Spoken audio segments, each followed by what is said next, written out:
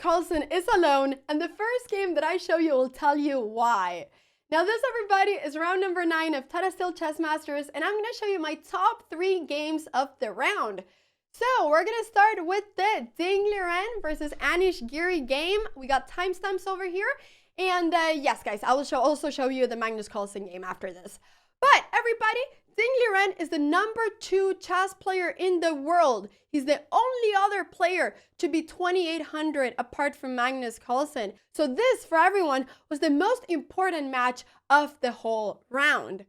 Now, Lennart hasn't been having such a fantastic tournament, and he was actually losing 8 points of rating prior to this round. So I'm going to show you what happened. Knight of 3 d5. And here we can see that this became a Neo-Catalan opening. Castles, b3, defending the pawn on c4, but actually white is not really that scared of black capturing here typically, because white can go queen c2, attacking this pawn, and black cannot really go b5 because this bishop on g2 would become a monster in this diagonal. So d4, Anish is saying that he wants to get some space in the center, and now e3, Ding doesn't want that, of course.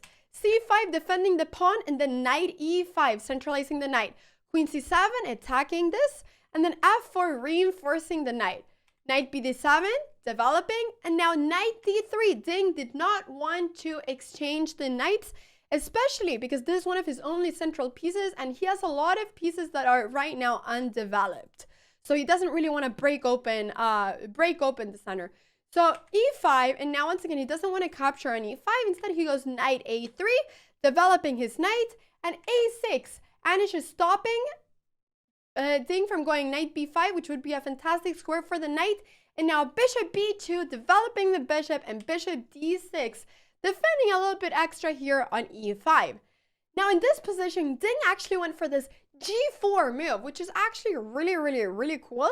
The idea is that he's trying to get some space on the king side, but he has the idea of going g5 and asking Anish where is his knight going to go. Now in this position, Anish moved the knight to e8, but actually his best move would have been to capture here on e3, because after f takes e3, we can see this is really crazy because he's sacrificing a knight over here. It's definitely not easy to see, but the idea is that after g takes and knight takes, we can see that right now there's these threats of going bishop takes h2. So if now Ding would capture over here, then there would be bishop takes h2, and after king h1, bishop g4, and now all of black's pieces are developed. White's king is very unsafe, and there would be a lot of initiative for Anish Giri here. So this would actually have been a really pretty line, but it was really hard to see to sacrifice a piece. So in this position, Anish went knight e8, and now Ding captured on f4 with the knight. So now there's not really this idea of going f takes e3 anymore. So d takes e3, captures, and now bishop e5, simply saying, hey, I want to exchange our bishops.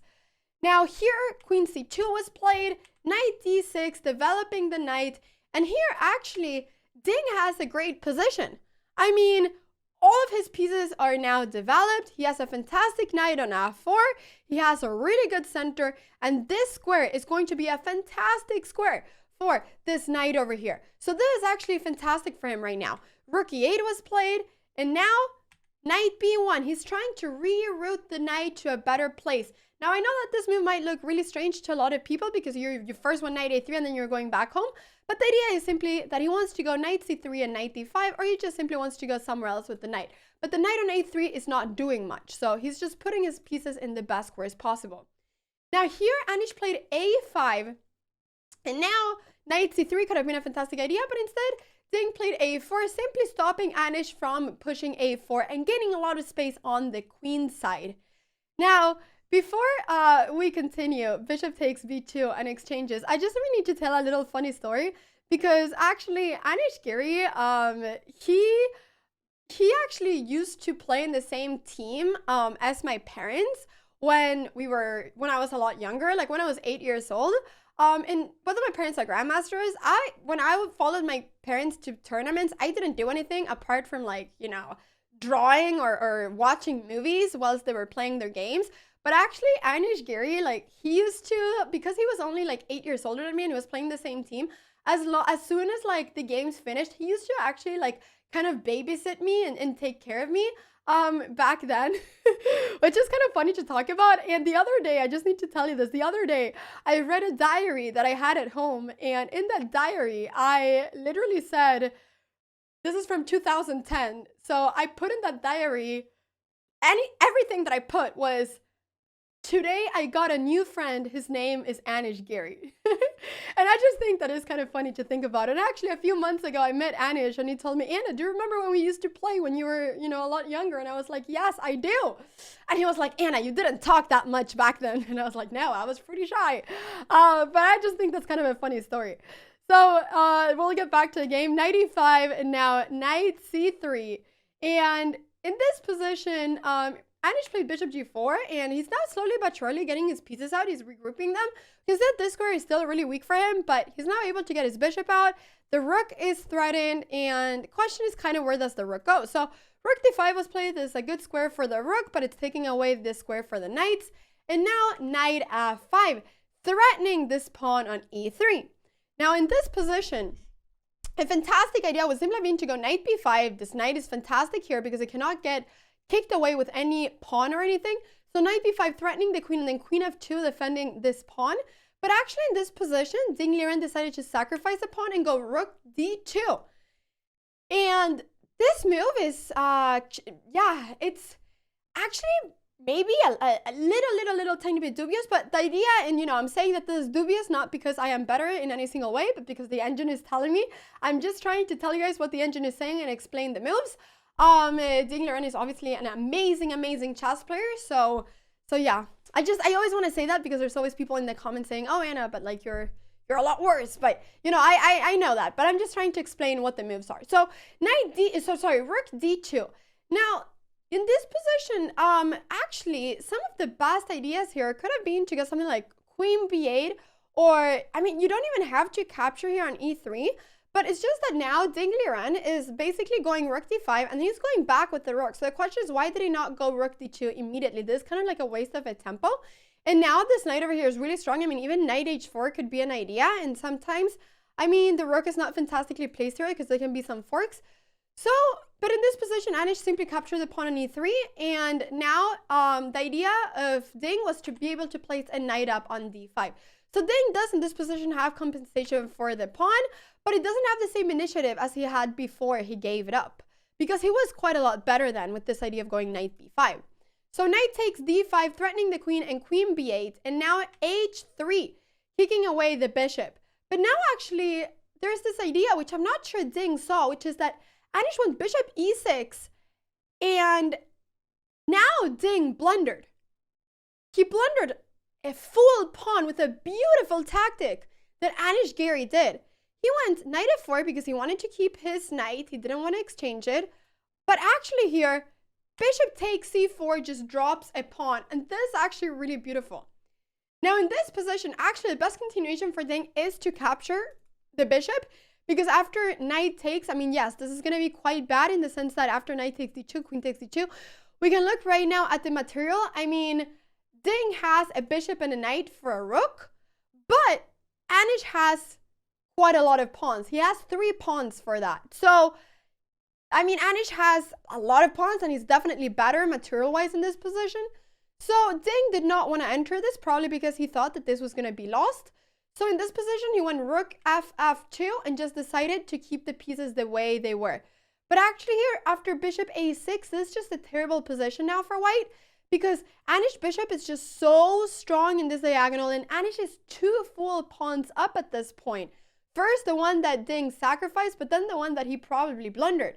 So this is now just a much better position for Anish. Knight h5, and now, rook d5. And after, rook f5 is putting a little bit of pressure on the knight, is threatening the knight. But after rook a8, defending the knight. Queen c3, b6, just defending everything. Now, actually, Ding decided to go for another sacrifice. He went knight f6 check. Giving away a full piece. But the idea is that after it takes and takes, he wanted to have a little bit of counterplay towards the king. So actually, in this position, the threat is to go queen g3 check and then queen g7 checkmate. In this position, knight f3 is a fantastic move. And now Anish is giving the piece fully back. But the idea is that after rook takes, there's this move, rook e1. He's opening up for his rooks to come up here to e1. And then now, if king f2, there's going to be a checkmate pretty much. So king h2 is not possible. So bishop f1, and here after king h8, fantastic move, opening up for this rook. Ding Liren resigned and Anish Giri won. Now everybody, why is this? You know, what is this to do with Magnus? Why is Magnus Carlsen alone? Well, everybody, because Ding Liren lost this game. He lost 6 more points of rating, which means that he is right now at 2797 in live rating, making Magnus Carlsen the only 2800 chess player in the world. Obviously, this may change. Ding might start winning a bunch of games and then his rating will not turn under 2800. But in this moment right now, Magnus Carlsen is the only 2800 chess player in the world, thanks to this game. So this is actually a pretty big moment. It's quite historic. We don't know what's going to happen in the tournament, but yeah, that is why this was such an important game. So we will see if Ding Liren is able to come back, but for now, Anish continues having his fantastic tournament. And speaking of Magnus Carlsen, let's get to the Magnus Carlsen game now. So Magnus was playing as Gukesh, 16-year-old chess prodigy, the youngest chess player in the tournament. So d4, c4, this became a, you guys will see, this became a Ragozin, which is characterized by bishop b4. And now there was some exchanges on d5 and bishop f4. This is one of the very common lines against the Ragozin. So knight e4, threatening to capture on c3, and then rook c1 defending, developing, and now knight d2. Magnus wants to exchange this knight for the one on e4. Now, after knight takes c3 and b takes c3, bishop a3 threatening the rook, and rook b1. And now looking a little bit towards b7 as well. So knight d6, trying to get, well, one opening up for his bishop, but also stopping white from threatening on b7.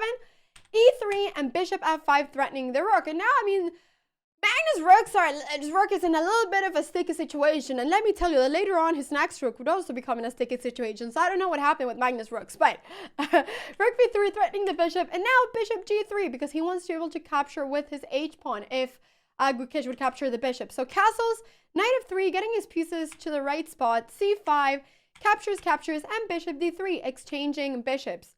Or, well, at least asking if Gukesh wants to exchange the bishops.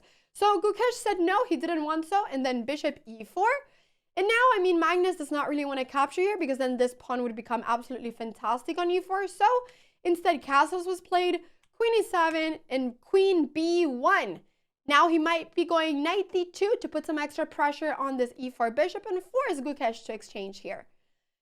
Rook ac8, rook d1, rook fd8. The rooks are all in the game now. Bishop h4 threatening the queen. f6, bishop g3. The bishop goes back, but now he's been able to get black to go for this move. And now, you know, his king might be a little bit weaker with this diagonal being open. At least that is what Magnus Carlsen is trying to claim. And now there was an exchange of rooks. Rook d3, queen e4, knight d2 threatening the queen. And after queen f5, h4. Now this is why I said that both of his rooks were in a bit of a tricky situation. Because guys, this rook on d3 cannot go absolutely anywhere. It's stuck on d3. So h4, rook e8. I mean, h4 is actually pretty brave. I mean, he's trying to get a little bit of space on the king side. And he also wants to get a little bit of air for his king. But this pawn is not really that easily targeted. Because his bishop on g3 is really good at defending it. So now I think what Magnus is trying to do is to get a knight up to d4, but I'll show you what happened. Rook b5, queen g6, bishop f4, and now bishop f8. Rook a5 threatening this pawn on a7, and now actually a6 was played. And no, Magnus cannot capture this knight because then the rook on d3 would be hanging. So here Magnus played e4 because, I mean, well, now if nothing would happen, he would be threatening to capture on b6. So here, Gukesh played this really nice move, knight c4, putting the knight in a fantastic square, but also getting rid of all the threats of Magnus capturing it. So rook takes d5, and now there was a big exchange, and queen takes e4, and now there's been a big exchange, But here, white has a little bit more play, but black has a better pawn structure. These two pawns are together. These pawns are together. Magnus' pawns are a little bit more scattered in this position. But Magnus has more initiative. He has the d file, and he has this b7 pawn that is kind of hanging. So rook d4 was played here. Queen e6. He doesn't want to capture on b7. Sorry, he does capture on b7, but then the idea is that there's queen takes a2 and then h5 over here. He's really trying right now to get some sort of play on the king side, which after queen f7, queen f3, h6, we can see that this pawn right now, it's kind of limiting black's movement, but it can also become an issue for Magnus to have the pawn here. So rook d7, it looks really dangerous for Gukesh. Queen g3, queen f5, and here actually Magnus decides to exchange queens because the idea is that he wants to play on black having the sort of back rank. Now, I mean, if black is not careful, white might be able to double up the rooks, but the issue is for Magnus that Gukesh bishop on f8 is just fantastic, always defending g7, and so it's kind of hard to get any sort of big play. It's sort of the c pawn versus the a pawn, and actually now this a pawn is becoming quite dangerous. Magnus needs to be pretty careful, so he goes bishop c3, defending the promotion square, a3, and now after rook takes f5, actually here rook e7 could perhaps have gotten a little bit of an advantage for Gukesh, but instead a2 was played, and now Magnus has this rook takes f8 move where he's eliminating the defender of g7, and after king takes, this became a draw because king h8 cannot be played as there would be rook h7 check and then rook h8 checkmate. So here the rook has to, or sorry, the king has to go to f8, and now this becomes simply a perpetual draw. So Magnus Carlsen drew Gukesh, but actually Gukesh had some chances there to get an advantage, quite an advantage against Magnus Carlsen. But it became a draw, definitely not a bad result at all for the youngest chess player in the tournament. And now, everybody, we're going to move on to another game. And this one became decisive, everybody. Every time that Rapport plays chess, it becomes fascinating. It becomes really fun. And this game was no exception to it. Erigaisi, really strong grandmaster from India. He's been having a little bit of a not the greatest tournament ever. He's only 19 years old. I mean, it's obviously quite hard to be playing against some of the most experienced chess players in the world. But so this game was really important for Erigaisi to try to get, back on track. So the game started with d4, knight f6, c4, e6, and this became a Nimzo Indian. So here e3, this is called the normal line in the Nimzo Indian, and after b6, knight e2. This is a really common response for black, trying to go bishop b7 and fianchetting the bishop. But now Richard went knight e4, and here queen c2 was played, simply defending here on c3, but also making sure that if there is an exchange of a bunch of pieces that, he will be able to capture with the queen and not with the pawn, where the pawns would become doubled. So bishop b7, a3, kicking away the bishop, and now after all the exchanges, the queen takes, and white has a perfect pawn structure. d6 was played, b3, to get the bishop out to b2, and now the most Richard Rapport move that I've ever seen happen. Queen h4. I mean, it looks kind of insane, doesn't it? Getting the queen out so early. You typically say, oh, you shouldn't get your queen out so early. You should castle. You should get your pieces out. But queen h4. Actually, really, really, really crazy. Bishop b2. I mean, his idea is that now he's just trying to get... He's putting his queen in the square where it cannot really be kicked away, as g3 would be terrible. So... queen cannot be kicked away. It's putting a little bit of pressure on white if they would castle kingside. And yeah, I mean, those are basically the ideas of going there. But it's actually really interesting. Bishop e4, queen d2. I mean, the idea of bishop e4 is just simply that right now, let's say that if something like bishop d3, then this pawn would be hanging. So he's right now just basically placing his bishop in a really, really, really active square.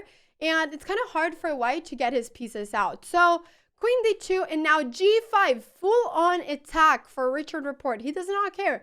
h3 was played, which, I mean, right now, the idea is that if, for instance, queen e2 or whatever, then g4 is coming.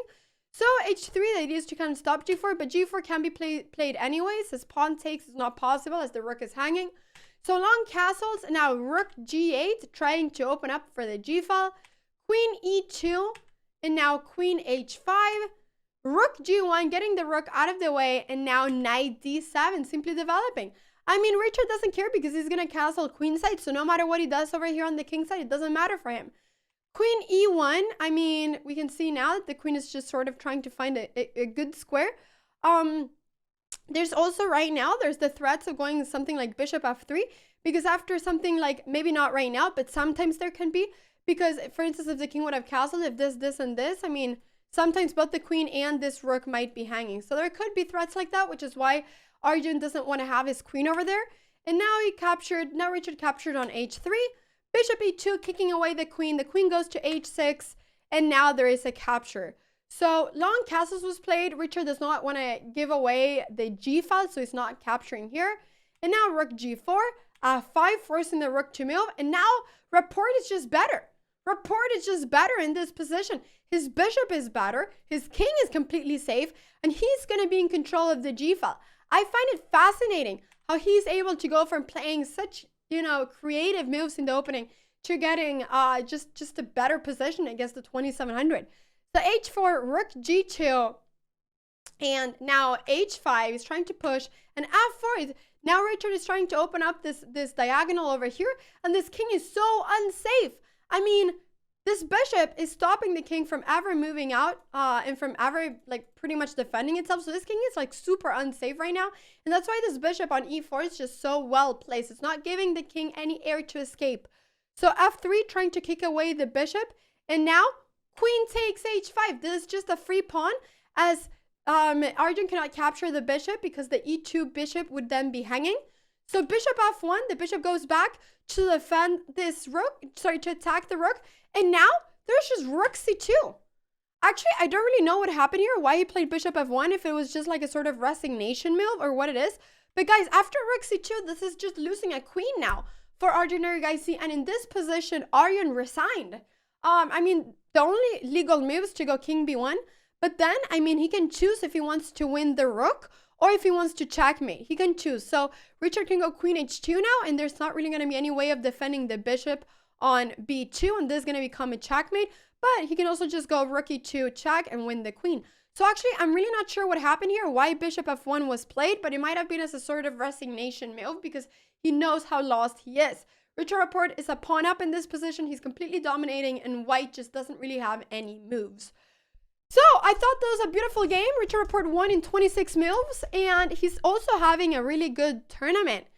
I hope that you guys enjoyed watching these games. These are the standings right now at the very moment. Like I said, in a couple days, I'll be going to Tata Steel. I'll be bringing you content right from the tournament. We'll be filming all of these players. But I hope you guys enjoyed the video. Like and subscribe if you did, and I will see you all for tomorrow's recap. Thank you guys so much for watching.